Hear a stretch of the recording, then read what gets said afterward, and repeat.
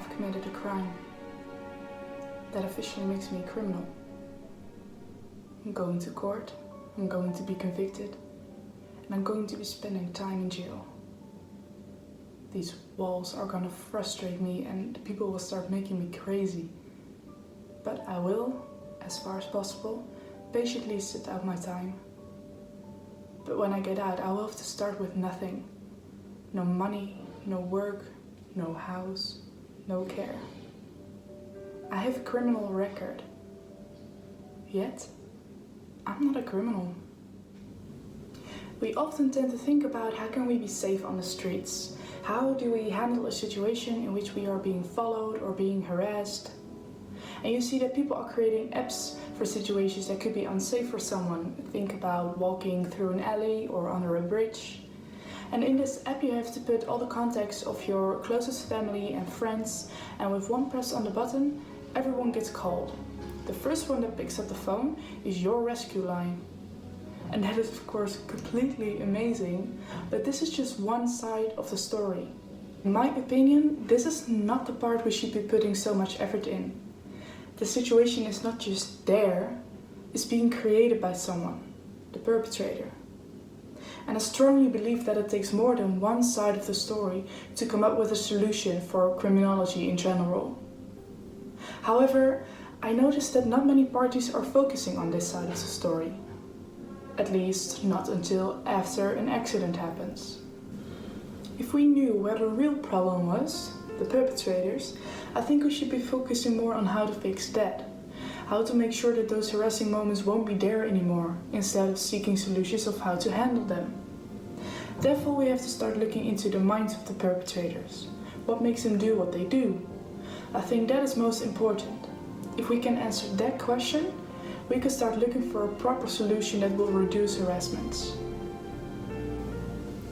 In our society, we daily come across hundreds of influences that can change the way that we behave. And at a very young age, these influences shape you as a person. And because of these influences, we set examples of what is perfect, what is right, and when do you cross a line, or when do you not behave that society wants you to behave. Many researchers have been wondering how these societal influences affect, let's call them, the weaker people. Not weaker as in muscle strength, but weak as in the following. This is a brain scan image from Dr. Adrian Rain, professor of criminology at Pennsylvania University, and Dr. Rain studies neuro and brain image within violent criminals. The brains were observed to be different to those of normal people. There were diminished activities in the area of the brain that was linked with self-awareness, the processing of emotions, and sensitivity to violence. As a group, the murderers had much poorer functioning in the prefrontal cortex. This is the area involved in regulating and controlling behavior. So according to Dr. Rain, this part is our guardian angel, but if it's asleep, that means that the devil can come out and play. However, this was about the impulse criminals, not the real cold-blooded ones. An example of a very notorious killer is Ted Bundy, a known to be very charming serial killer who has murdered over 30 young women after mistreating them and sexually abusing them.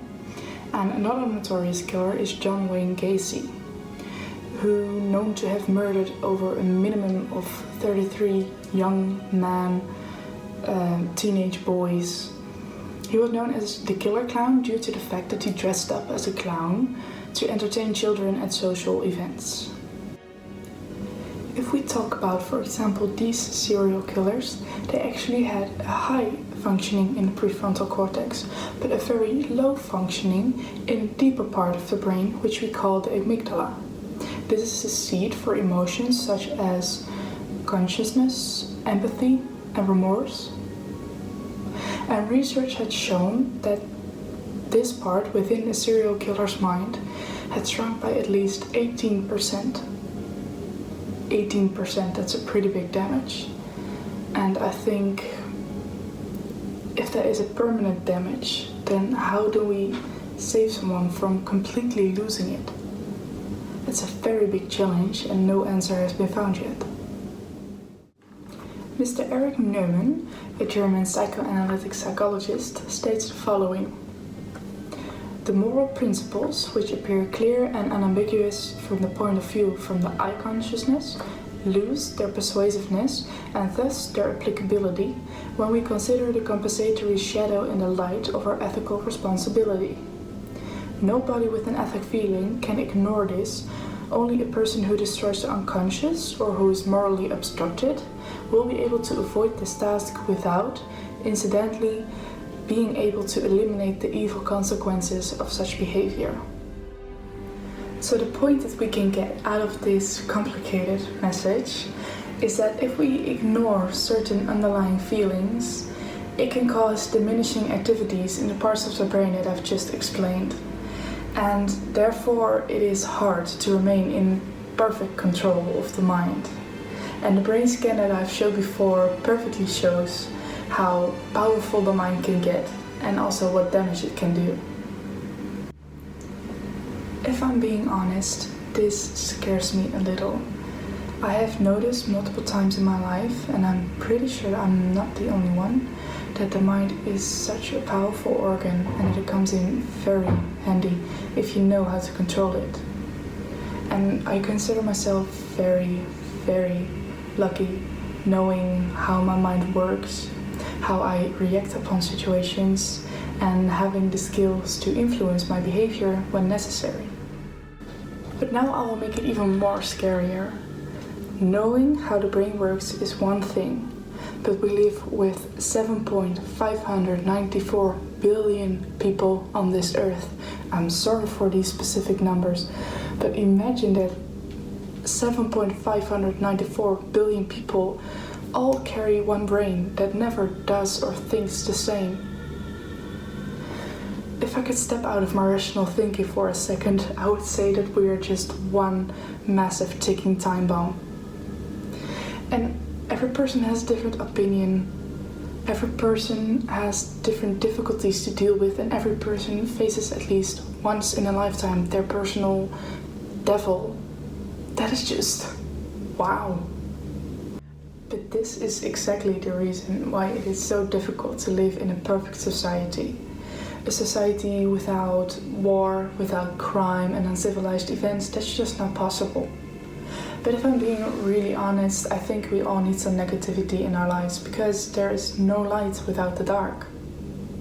But we basically live with too many people on this planet. Now I would like you to think about a story that I'm about to tell. And first I would like to introduce the husband. He's a grown-up man, he has 2 children, he's married. His life is not really extraordinary except from the fact that he suffers from autism. And therefore he finds it very difficult to express himself with words. Now, let me introduce the wife. She is, of course, married, has 2 children, and her job is great but really stressful. And she is depressed. And all that negative energy goes compared with the need she feels to express herself. So now we know this, I want to create a very simple situation, something familiar and something more husbands tend to forget: doing the dishes. Imagine getting home after a long, exhausting day of work. There's your husband and your children who like to have dinner just as much as you do, and so traditionally you start cooking. Everything goes well, and afterwards you tell your husband to go and clean up the dishes because you are going upstairs, taking a shower, trying to relax. But during this shower, all these thoughts come up in your mind of things that have happened at work and that don't seem to leave your mind anytime soon. Still trying to cope with everything that's going on in your mind, you come downstairs, finding out that the house is still a mess. Dirty dishes and husband relaxing on the couch. You can imagine that is not a nice situation to step into feeling the way you feel. So naturally you approach him in a negative way and accuses him for being lazy. Do I have to do everything in this house? And there it starts. Dealing with autism doesn't give the husband the opportunity to express himself. There's only some stuttering. that of course only irritates the wife more, and things are getting heavier. The conversation has now become a fight, as far as you can call it a fight. But things are heating up so much, and the husband just can't speak and express himself, especially not with his wife standing in front of him, yelling at him and blaming him for all the stuff that he doesn't do. But how do you stand up for yourself when you can't be offensive with words? How do you express all that negative energy you just pushed into you?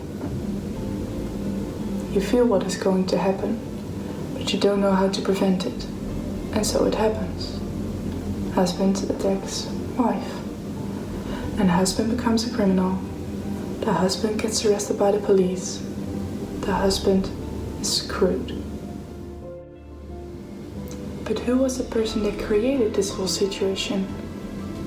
Who's innocent here and who isn't? Or are they both guilty? But then why is only one arrested? What I found out is that it's not just one person that creates a situation similar to this one.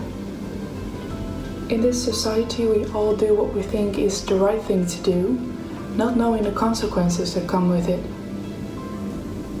Being raised as a child, you learn what your norms and values are based on what your parents have taught you. So, supposing that you were raised in a very strict religious family, there is nothing else normal but the rules that you grew up with. And these rules are different in every household. Where in one household, the abuse of the wife is very normal, in another it is seen as a massive crime. Growing up in a difficult household compared with those diminishing activities in your brain can make a person more likely to commit a crime they wouldn't have committed if one of these factors were to be different. And if we as outsiders handle a person with this background in the wrong way, this could cause an outbreak. And that is why I think that this husband-wife story is so relevant. It is never a one-person creation only.